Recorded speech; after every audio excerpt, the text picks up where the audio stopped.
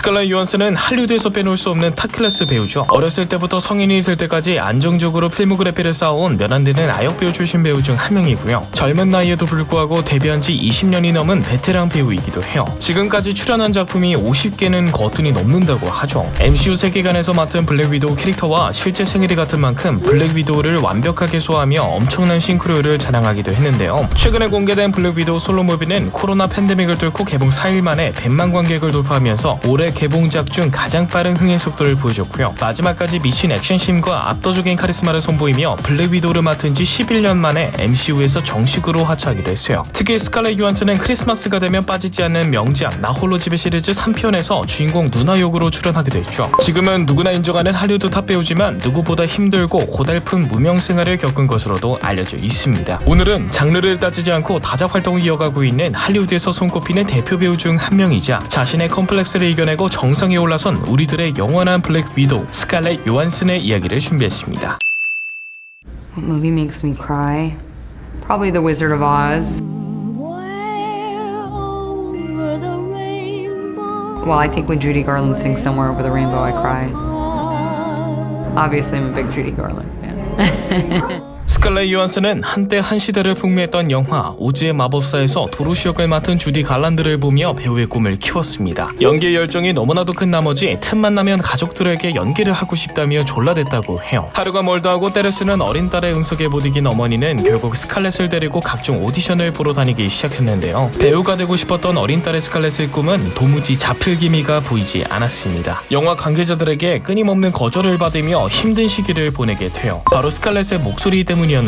귀여운 외모와 맞지 않은 허스키한 목소리 때문에 스칼렛이 입을 열 때마다 영화 관계자들은 매번 깜짝 놀라기 일쑤였고요. 감기에 걸렸냐며 목캔들을 권한 적도 많았다고 해요. 오히려 자신보다 오디션장에 따라온 친오빠 에이드리언 요한슨을 캐스팅하고 싶다는 말에 큰 충격을 받은 스칼렛은 아무리 연습하고 노력해도 바뀌지 않은 자신의 목소리를 원망하며 고통스러운 나날을 보내야 했습니다. 그런 딸을 지켜봐야 했던 어머니는 이렇게 스트레스 받으면서까지 해볼 일은 아닌 것 같다며 포기를 권하기도 했는데요. 오히려 그럴 때마다 어머니를 붙잡고 제발 자신의 꿈을 뺏어가지 말아달라며 애원했다고 해요. 스칼렛은 훗날 인터뷰에서 이때 당시 자신의 인생은 꿈도 희망도 없다는 생각에 7살이란 나이에 온 세상이 무너져 내리는 비관적인 생각만이 가득했던 시절이었다고 회상하기도 했어요.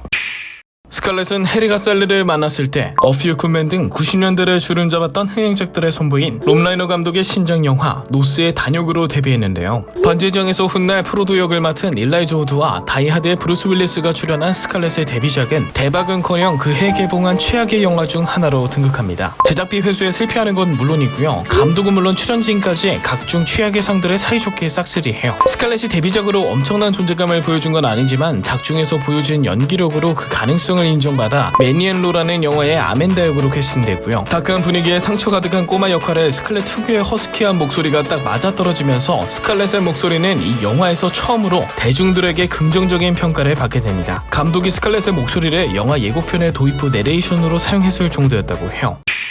아역 배우 시절 치명적인 단점으로 치부됐던 스칼렛의 목소리는 스칼렛이 청소년기에 접어들면서 동년배 배우들과는 다른 차별화된 무기가 됐는데요. 스칼렛의 연기와 허스키한 목소리가 성장통을 겪고 있는 사춘기 소녀 역할과 완벽한 조화를 이루면서 조연급에서 주연급 역할로 급부상하고요. 20대엔 내색적이고 섹시한 역할을 주로 맡으며 대표작들을 흥행시키고 존재감을 드러내기 시작합니다. 할리우드에선 아역 배우들은 청소년이 되기 전에 한 번, 성인이 될 때 또 한 번 이렇게 두 번의 고비가 찾아온다는 말이 심심찮게 들릴 정도로 아역 배우가 성인 배우가 될 때까지 안정적으로 필모그래피를 쌓기 힘들다는 징크스가 있었는데 스칼렛이 중요한 전환점이 찾아올 때마다 굵직한 작품들로 커리어를 쌓아가면서 이런 징크스를 이겨낸 모범적인 사례로 꼽히기도 했어요. 징크스를 극복해낸 스칼렛의 연기에 대한 열정은 다양한 영화 장르에 대한 도전으로 이어지기도 했는데요. 현대인의 우울함을 조명해 아카데미 시상식 부문에 후보로 오른 영화 그녀에선 인공지능 운영체제 사만다 목소리로 출연해 스칼렛 특유의 목소리만으로 엄청난 존재감을 드러냈고요. 최민식 배우와 같이 호흡을 맞춘 영화 루시에선 해석하기 힘든 어려운 캐릭터를 완벽하게 소화했습니다. 영화 싱에선 애쉬를 맡아 가수 뺨치는 노래 실력을 보여주기도 했죠.